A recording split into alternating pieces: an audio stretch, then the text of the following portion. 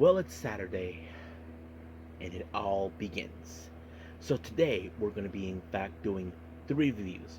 The first one is ChocoPro number 481, or as they call it, the road to Cult Heroine. Basically, as you know, we'll be heading to the 30th anniversary show of Emi Sakura. And this one features, of course, a very special guest, Haruo Murata, who in fact is a commentator for Japanese AEW. I'll explain a little bit about him, and then of course we move on with Stardom in Toyohashi, which is also known as Sayaka Kurara country. As you know, she returns home, of course, for Triumph and showing what her hometown needs to see. And we'll be going also with some preliminary matches that are taking place real soon as well. And then finally, of course, the big one, WrestleDream by AEW. This is going to be huge. We got a lot of matches taking place, of course. We have the AEW World Title, the AEW World Tag Team Belts, the Trios Championship, the TBS, the TNT, and plenty others. And we also got the special match, of course, which is our main event, the I Quit match. This is going to be a brutal match to watch. And then, of course, as always, we'll wrap up our episode as usual with some news updates to give you guys updates on what's been happening in the world of pro wrestling, such as what events the promotions are thrown out, who's booked, what matches are set, including developments that are happening in the world of pro wrestling as we speak. So, let's get ready for another episode of the Lead Wrestle Zone.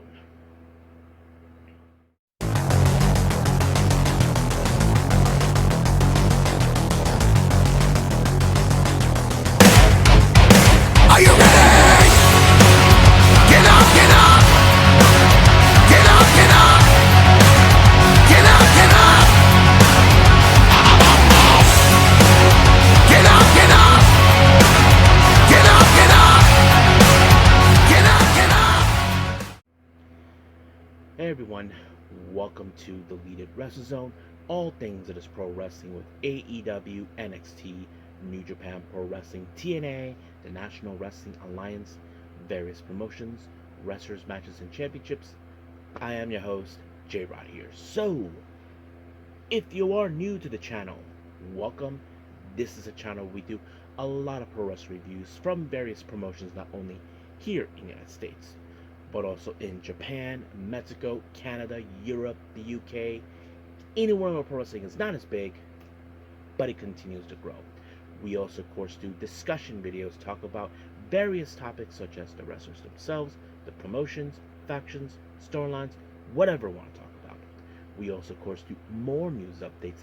If certain information has been unable to be on this episode, we can either put it on the next one or on a separate video by itself.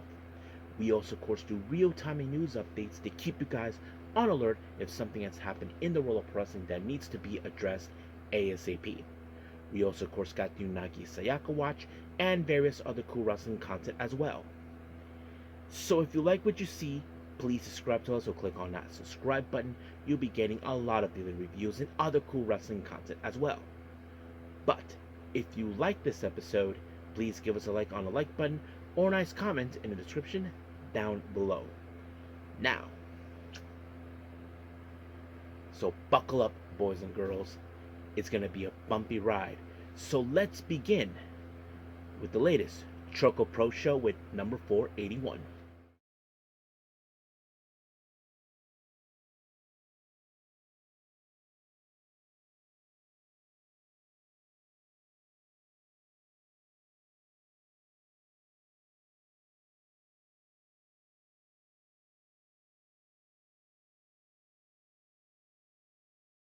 All right. ChocoPro number 481, Road to Cult Heroine. As you know, we are almost there to celebrate the 30th anniversary of Emi Sakura, of her career, not only as a wrestler, but also of all the things she has done. And this is their much recent show that just put out. Now, of course, opening the show is none other than Emi Sakura doing her thing, greeting the fans, and giving the lowdown on the matches. However, she did have a very special guest, and that is, of course, Haruo Murata. Many of you may or may not know who he is. Murata is, in fact, a Japanese commentator for AEW. Now, he's not normally here in the States, in case people ask. He's normally commentating in Japan. He's not the only one. They did have another person who was involved in that, but she wasn't even participating in this show. Once in a while, they do have like guys like El Desperado and Taichi, of course, do their thing, and that plays out pretty well. But he was invited by Emi Sakura to be, of course, special ring announcer and special commentator in one of the matches. Well, ring announcer for one match and a commentator for another match. So you probably can guess how that turns out. So he commentated. So he first began as a ring commentator, introducing the first match, which features, of course, Sayaka Obihiro and Hoshi Tango. They take on Trans Am Hiroshi and Mei Shiruka. Now, it's no secret for those who ever seen ChocoPro. Mei Shiruka always wants to face the bigger opponent because A, she's not afraid. B, she's stubborn. And C, she always finds a way to get what she wants, like take out her bigger opponents, even though she knows she's in a pickle. But her teammate, of course, well, we know he's not Balinaki. I mean, Balin is a bit of an aggressive wrestler, but he knows exactly what he needs to do. But when it comes to Trans Am Hiroshi, he's a bit of an unorthodox wrestler. If you guys don't know what I mean, he likes to sing and meditate whatever his mind goes through. And of course, he has to be more careful with Sayaka Obihiro because she's a bit slick with her Obi magic, which is the one thing you don't want to be around. But luckily, it was in fact a judo throw by Hiroshi onto, of course, Obi, and just like that, 1, 2, 3, it was over. However, during the post match, he got in the face with Murata because apparently they have similar voice when they do ring announcement, that sort of thing. So Emi Sakura tried to play peacemaker, so they decided, how about you two do ring announcing at the same time in the next, and you guys work things out how they should be. So of course it worked out. So they had this where one guy does this, the other person do that, introducing the next team. And we have, of course, Soy and Miyatsuba taking on Hiroyo Yawada and Tokiko Kihara. Now, keep in mind, folks, when you think of tag teams, you can tell there is the cohesion. Now, the previous one, it was no team that, of course, you can tell their cohesion. They're all separately. I mean, Mei Shiruga always teams up with Balinaki. They're basically best bros. But here you see Soy and Miyatsuba. We normally see all the time team up, and that plays out pretty well in the card. But in the end, it was Miyatsuba with the Miya punch onto Hiroyi, and just like that, 1, 2, 3, it was over. Now, our main event, we have Emi Sakura teaming up with, of course, Kuishibo Kamen, and they take on Chiko Shikawa and Mochi Natsumi. Now, of course, those who don't know who Kuishibo Kamen is, he looks like a type of wrestler that has candy and all that, but he does get the job done. But he has to be more careful when it comes to Chi due to the fact that she's very too much energy. And as for Mochi Natsumi, a former student of Emi Sakura, but she has also a bit of an aggressive side, has to be more careful with them. But basically nothing happened for him because it was Emi Sakura who sealed the deal when she applied, of course, a Mahistral on Chi, and just like that, 1, 2, 3, done. Now for a Junkin tournament, well, it was a bit of a close one because it all ended up to the last two with Emi Sakura and Trans Am Hiroshi, and the person that walked out was none other than the founder of ChocoPro, Emi Sakura, and she won the piece of chocolate and ate it right in front of everybody. So that's how things are going to happen. So I'm looking forward to the upcoming big show they would do by the end of this month. So stay tuned for that. But as of right now, we are officially done with ChocoPro. Let's move on with Stardom.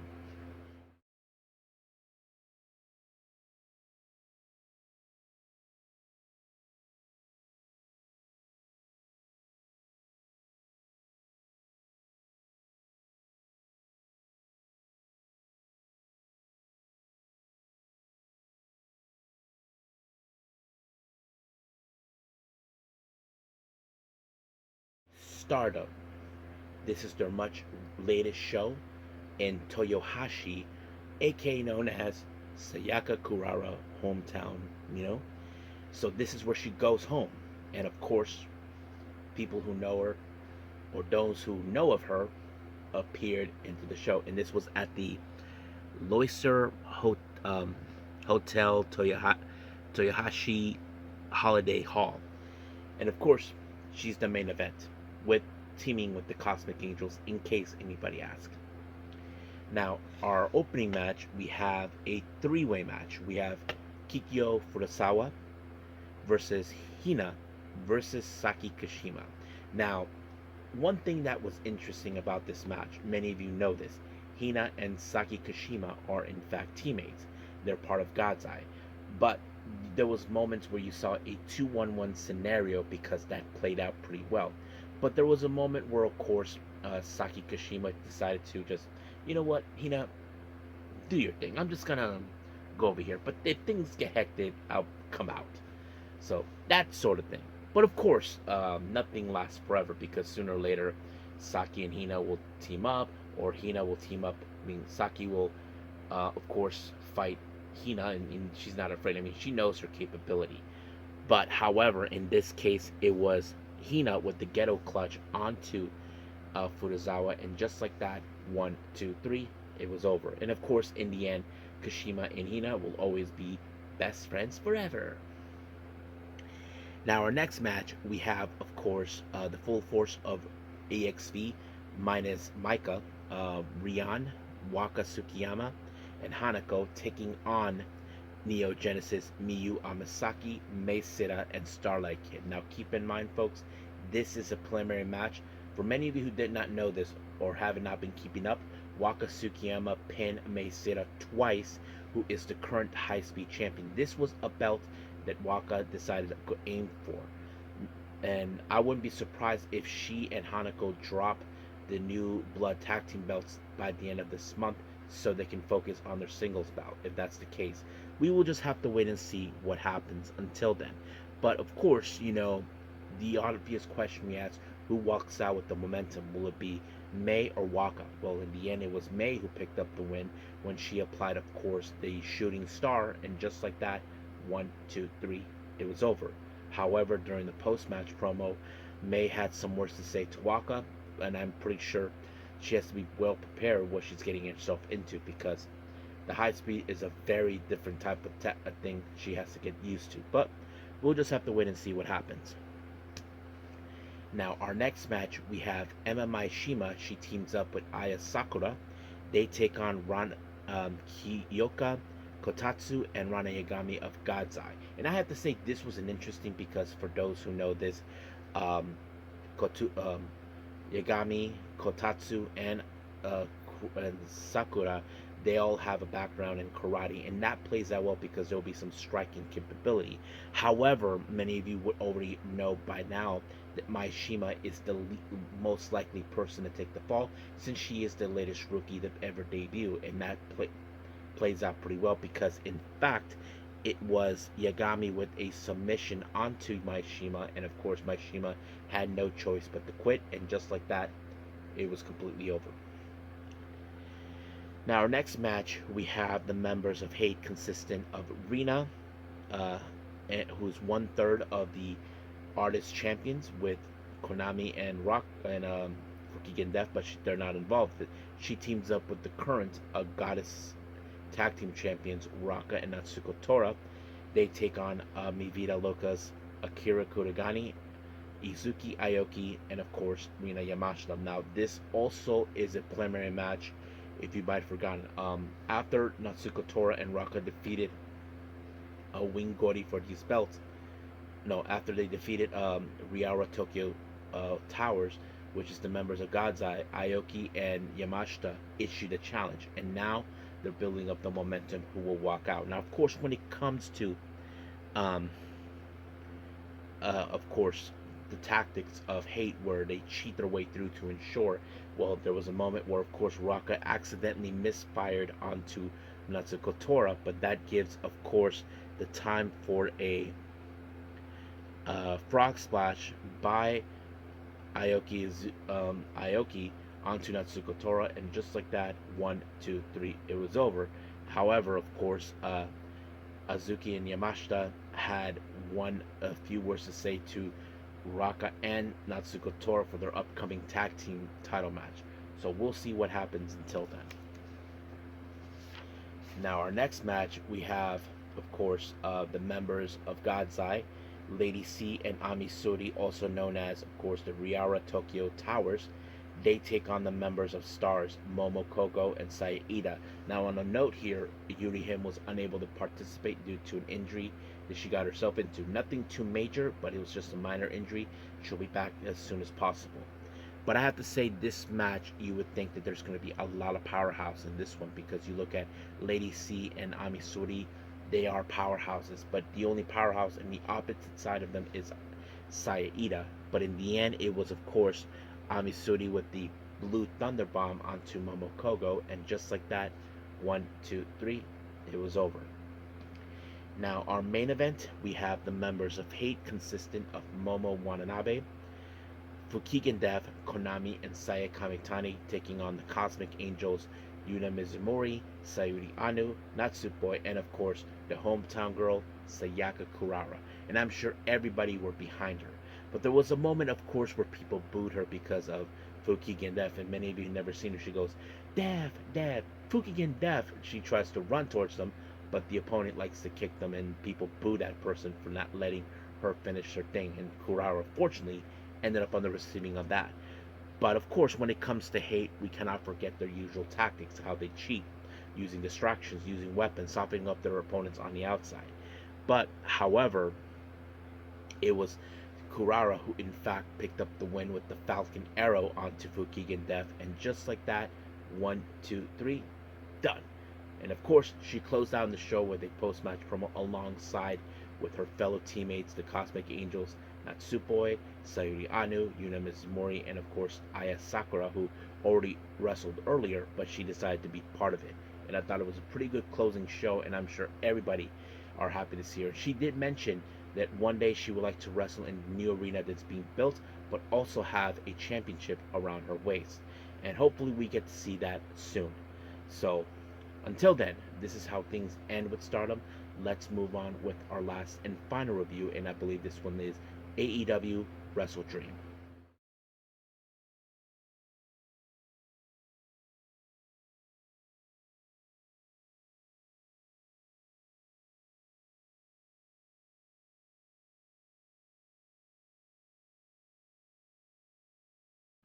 Okay, AEW WrestleDream. So let's begin, of course, with the tailgate brawl. We opened up with the Death Riders, Wheeler Yuta, Claudio Castagnoli, Pac, and Daniel Garcia taking on the conglomeration. Orange Cassidy, Tomohiro Ishii, um, Roderick Strong, and Kyle O'Reilly. You know that this is a match where, of course, the Death Riders will do whatever it takes to pick up the wins, and that's exactly what they've been doing. However, of course, in the end, it was in fact Pac that picked up the win with a running knee onto Ishii, and just like that, 1, 2, 3, done. Now, our next match, we have Hook and Eddie Kingston. They take on, of course, members of the Frat House, Griff Garrison and Cole Carter. Now, of course, when it comes to the other members of the Frat House, they'll do whatever it takes to help them, not to mention even if they're drunk. But unfortunately, Jack Jamison ended up on the wrong side of Eddie Kingston's machine gun chops, and just like that, he was taken out. But in the end, we saw the combination of the back fist by Eddie Kingston onto Cole Carter, and then, of course, Hook applied the red rum, and just like that, he tapped out. Eddie Kingston, Hook are the winners. But however, of course, their match was being observed by none other than the current ROH World Tag Team Champions, Sammy Guevara and Rouge of LFI, and of course, Ralisico and Beast Mortos were watching from with them as well. So we'll see how things will progress. Now, outside, Big Boom AJ, along with his son Big Justice, were having a bit of a time at some place until they were interrupted by those idiots, Tweedledee and Tweedledum. I'm talking about, of course, RPG Vice, Trent Beretta, or should I say Trent the Crybaby, and of course Rocky Romero, Rocky Idiot, decided to crash the party and then attack Big Boom AJ, which is really messed up, and they beat him up right in front of his son, just to send a message to him. But sooner or later, Big Justice had Big Boom has to deal with them sooner or later. So we'll see where that goes from there. Now, our next match, we have the Top Gods, consisting of Penelope Ford and Megan Bayne taking on Harley Cameron and Willow Nightingale. Now, as you know, excuse me. There we go. Sorry, I have my fan here. Anyway, we have, of course, as you know, that Willow Nightingale has been dealing with Megan Bayne ever since she attacked her just for hanging out with Jet Speed, and now this is a situation where she and Harley have to do whatever it takes to take down Megan Bayne. But in the end, of course, it was Willow with the Dr. Bomb onto Penelope Ford, and just like that, 1, 2, 3, they win. However, FTR showed up. They had to deal with Jet Speed, Kevin Knight, and Mike Bailey. But of course, this was the most brutal tag team match I've ever seen. There was a power bomb up in the apron by a Cash Wheeler to Mike Bailey, but in the end, that idiot Stokely Hathaway decided to help out by grabbing Bailey's feet to ensure the Cash Wheeler wins by pinfall. And of course, sooner or later, Jet Speed has to deal with them once again, knowing till they cannot let this loss take place due to the interference of that idiot Stokely Hathaway. But sooner or later, someone has to give him a slap in the head for it. So we'll see what happens till then. Now, let's jump in. Of course, we had an interview in the beginning with Tony Schiavone to Charlie Thies, who is the widow of wrestling legend Lou Thies, and of course she was happy to be there. But however, she had to witness the first match that took place in the main card. We're talking about Tekla versus Jamie Hayter. Of course, a couple of months ago, Tekla made her debut and attacked Jamie Hayter out of nowhere, and now Hayter has her chance to beat her up. But however, nobody was there to help her out, not even the Triangle of Madness, Julie Hart and Scott Blue, and Queen Amanada, of course, was not there too either to help out Jamie Hayter. But this was a straight up one-on-one, and of course, Tekla did everything humanly possible to take down Jamie Hayter, but in the end, it was the Hayter raid that took her out, and just like that, 1, 2, 3, it was over. Now, our next match is for a $500,000 match between the Young Bucks and the Jurassic Express. Now, of course, many of you know the history that Jack Perry, formerly known as Jungle Boy, used to be part of the Elite until, of course, Matt and Nick never returned their phone calls when they abandoned him. And not to mention, now he went back to his past and brought in his old friend, the resident dinosaur of AEW, Luchasaurus. And that plays out pretty well. But however, of course, they had to be more careful when it comes to Bucks, knowing too well that they are way too good in their tag team cohesion as they has always been. But however, in the end, it was the powerbomb assist onto Matt Jackson and pinned by Jungle Jack Perry, and just like that, 1, 2, 3, it was over. And then of course, during the post-match, Rick Knox handed over the $500,000 bag full of money until they were attacked by members of the Don Callis family, or should I say the Don Callis morons. Mark Davis, Lance Archer, and who else was there? Try to think of someone else. I think Rocky was there too. But however, they were beating up the Jurassic Express until Kenny Omega showed up and took matters in his own hands and took them out while the Bucks walked out. So I thought it was interesting to see, but it was a lot of fun to watch. Now, our next match is the AEW World Trios title #1 contender. We have, of course, this is also a tornado tag match between the Hurt Syndicate and the Man. As you know, Ricochet, who is part of the Man with the Gates of Agony, he has his own personal war against the Hurt Syndicate, more specifically with MVP, that began about 5 years ago. The Hurt Syndicate may have won that match, and of course, the Man may have won the other, but this will determine who will face the Ops, of course, in this battle. And of course, in the end of this, it was in fact a combination of the spear by Bobby Lashley onto Bishop Khan, and then of course Shelton Benjamin was the one who picked up the win. 1, 2, 3, just like that. They are our brand new #1 contenders. They will challenge the Ops, and from my understanding, it will happen on this Wednesday. Now, our next match is the TNT Championship. Mark Briscoe versus Kyle Fletcher. These guys have matches already.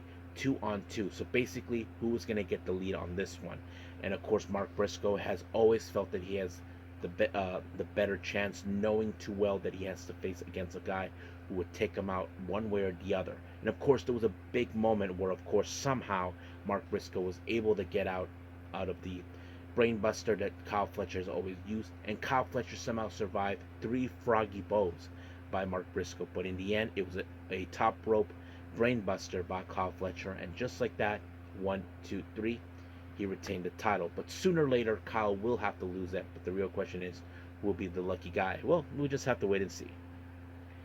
Now, our next match is the AEW Women's World Championship. Toni Storm once again will try to become 3-time AEW Women's World Champion to take on the current champion, Chris Statlander, someone who she has followed her career for years.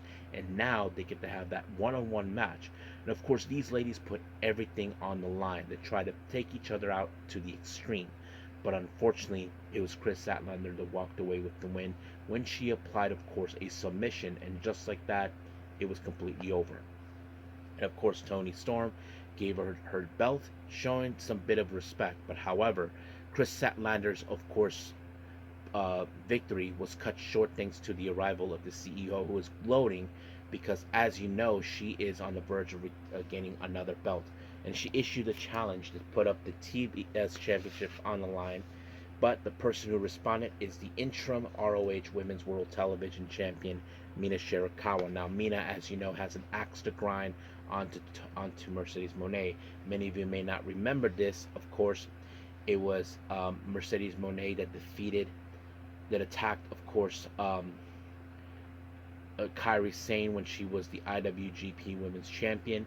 And of course, she had faced her before, and now she's putting the belt on the line. And I have to say, somehow she kicked out of the Glorious Driver. Mercedes Moné did that. But however, we did see a bit of a backslide by Mercedes Moné, and then she used, of course, the ropes for assistance, and just like that, 1, 2, 3, she won the match, retained the TBS champion. But however, she broke Ultimo Dragon's record of 11 belts, obtaining the ROH interim Women's World Television title. But however, her celebration was cut short with the arrival of Chris Statlander, who instead, well, payback's a bitch, and decided to crash the party. And just like that, it was completely over when she took her out. So you probably can guess what's going to be next. Mercedes is going to try to obtain the AEW Women's World title. Now, our next match is the AEW World Tag Team titles. Konosuke Takeshita and Kazuchika Okada taking on Brodito. Now, these were titles that, of course, that snake of the grass, Don Callis, has aiming for. But however, many people question, can Okada and Takeshita get along? We know that Okada has been acting more of the, I'm above Takeshita because I am the top guy and he needs to shut up, and that sort of thing. But however, you would have assumed that somehow, because Takeshita and Okada are well recognized in the wrestling, they would have picked up the win. However, there was an interesting moment where, of course, out of nowhere, Okada tried to apply the Rainmaker on Bandito, and then he accidentally took out Takeshita. But however, Takeshita had that look.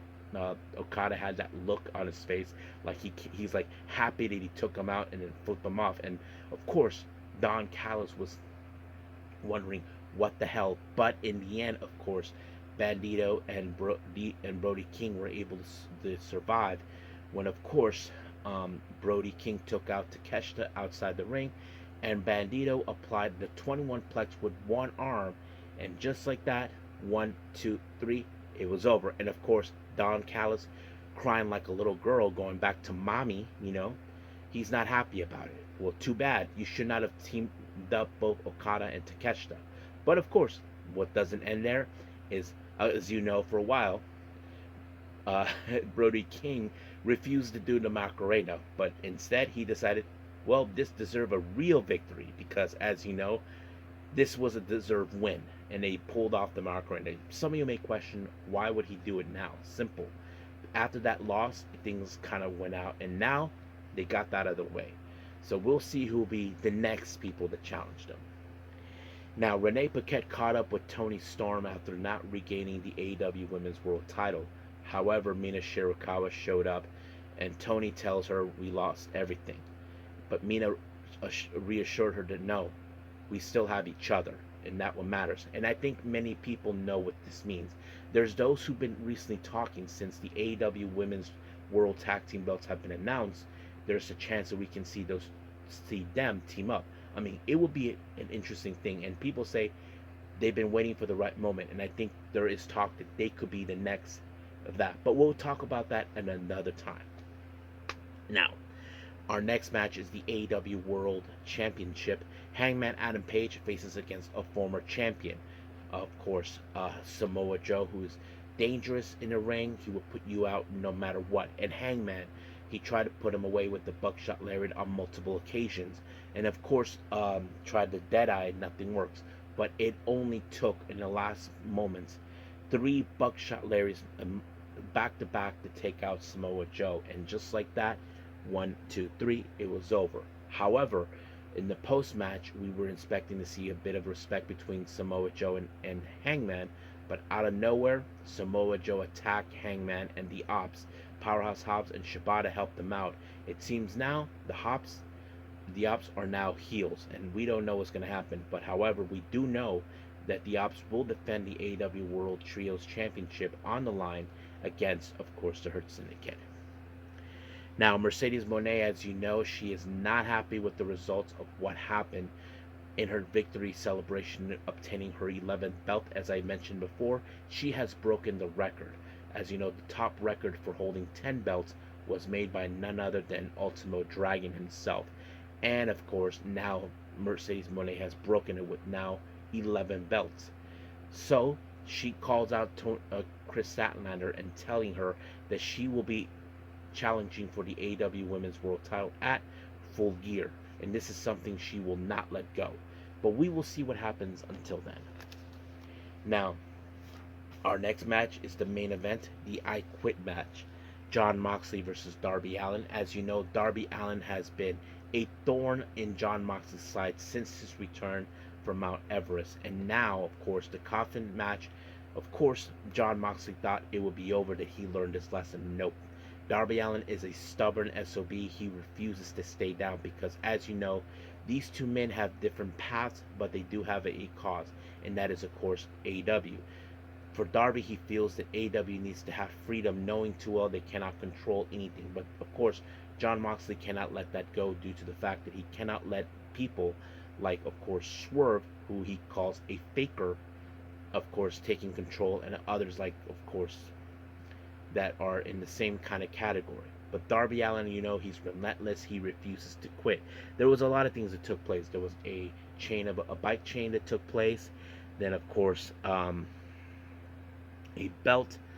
And then we did see Wheeler Yuta and Garcia try to help, but little this spray chemical that Darby Allin used recently on both of them, taking them out.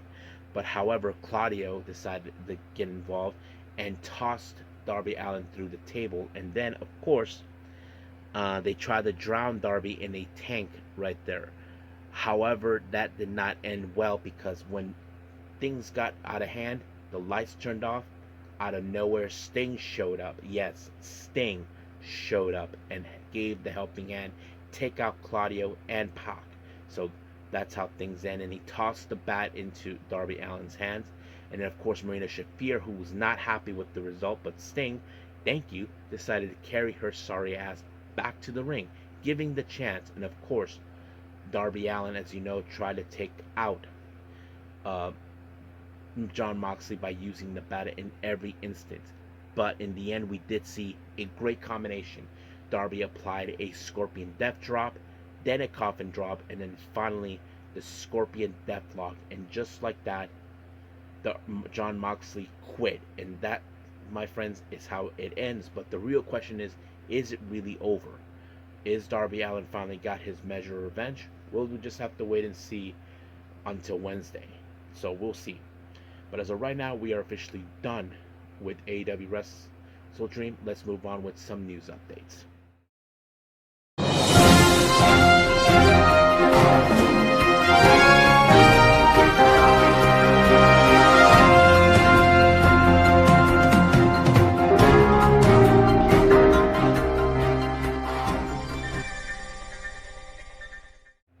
Okay, so welcome to our news update. So let's begin as usual with some upcoming events. Let's begin with GCW, which is all piled together. I mean JCW, not GCW, Jersey Championship Wrestling. As you know, we have the Possession event taking place on the 26th of October in Richfield Park. They announced Joey Janela and Nick Camarado will be teaming up. They take on Brian Keith and Hoodfoot. And from my understanding, it's going to be a death match, from what I can hear. And then, of course, the upcoming home of for the holidays on the 23rd of November, Queen Aminata will be facing the cutest in the world, Maki Ito. So this is going to be an interesting match that you don't want to miss. Now, West Coast Pro has announced that two wrestlers homegrown from their academy for the How the West won on the 1st of November. Miko Alana will take on Sweet Caroline. Now, keep in mind these ladies were part of the West Coast Pro Wrestling Academy, so keep in mind on that. Prestige Wrestling, as you know, will have one of their last few shows before they go hiatus. Big Kiss Goodbye on the 2nd of November. They announced that Jordan Cruz will take on the former Prestige Wrestling champion Judas Icarus. Now, many of you may not have heard of this promotion called GrappleMAX. They're based out of Singapore. They have a 9th anniversary show taking place on the 23rd. No, yeah, on the 22nd of November, and they just announced former Tokyo Super Wrestling and current PP Tokyo wrestler Marika Kobashi. So she'll be making her appearance in this venue, at this place. GCW Game Changer Wrestling for Dream On the 22nd of November. They announced Sam Stackhouse will be participating. And then finally, as you know, it's been a while since we've seen New Japan do American shows. Well, they have a new one coming up in February of 2026 on February 27th called The New Beginning USA, and it's going to be at the Cure Arena in Trenton, New Jersey. It's still unclear what matches are going to happen, but as we get closer, I'll let you guys know. But as of right now, we're done with the upcoming events. Let's move on to some developments. Now, many of you heard of what's been going on with Andrade, as you probably heard that because he violated a wellness policy in WWE, well, TKO, the company that owns WWE, well, they gave him a 1-year non-compete clause. So basically, every event that he's been participating, like any promotion, well, it was foretold that one of these promotions based out of Puerto Rico, World Wrestling Counselor, which is currently run by Carlito's father, was revealed that he will not be participating in the show until things will be made up. They will, of course, they have to make some changes, and that really sucks. Many of you know Jen Tyler. Now she goes by Lady Leigh. She announced that she has been dating Ilya Dragunov for a long time now. So it's been interesting news to hear that about her. So I just can't believe that. But we do know that she's been enjoying wrestling. We know she has the fire in her, but the real question is, where do we go from her from that? Well, we'll just have to see. We haven't heard anything from her after that, but we'll stay tuned for it. What else? All right, guys. Matt Jackson talked about how silly it would be if they wouldn't have another opportunity for the Elite reunion, the Elite, and this is what he had to say about that. It's all Elite wrestling, and I think it's the DNA. It would be silly, not to give the audience maybe one last reunion run. I'm not saying that's gonna happen, but it would be. I think silly to not do it before we can call it quits, before Kenny calls it quits, before Hangman calls it quits, or however, or maybe it would be just the original Elite, the three. I think there's money in it, and I think it would be ridiculous not to revisit at least one more time. Yeah, I mean, it would be silly if they don't do it one last time before they call it quits. We know that they mentioned once Matt said that once their contracts are up with AEW, that they may pursue, running independent shows in SoCal, like maybe buying or owning Pro Wrestling Guerrilla. Who knows? But yeah, that's pretty much what we've been hearing. Tony Khan has made some interesting praises towards Samoa Joe, and this is what he says: "We don't want things about this retirement yet because I think Samoa Joe still has years left in AEW, which is great. We will focus on Joe as one of the top stars in wrestling right now. And if and when the time comes for Samoa Joe to hang them up, I hope that AEW will be able to play great tribute to somebody that is one of the most accomplished stars ever in AEW, and it's great champion wrestling." So yeah, I mean, he mentioned this on Conrad Thompson's podcast, and he even mentioned, of course, that according from other information that his contract will last all the way to 2027, which is like maybe 2 years away. And of course, they mentioned that they would like to give a send off, and I think it'll be a great if that ever happens. So we'll see what happens. But as of right now, we are done with all of our reviews and our updates. I believe it's time to call it a day. Well, I hope everybody enjoys this episode. Coming up, as you probably know, I don't think we have anything, but it does give me opportunity to decide what I'm going to do. So I haven't decided. I am behind on the Yoshi Wrestling events. I'm behind on Pro Wrestling Noah. So we'll see how things will go from there. If there's anything, you guys will find out soon enough. But until then, I will see you guys in the next DWZ time, same DWZ channel. I must bid all of you adieu. So, goodbye, and have a nice day. Bang.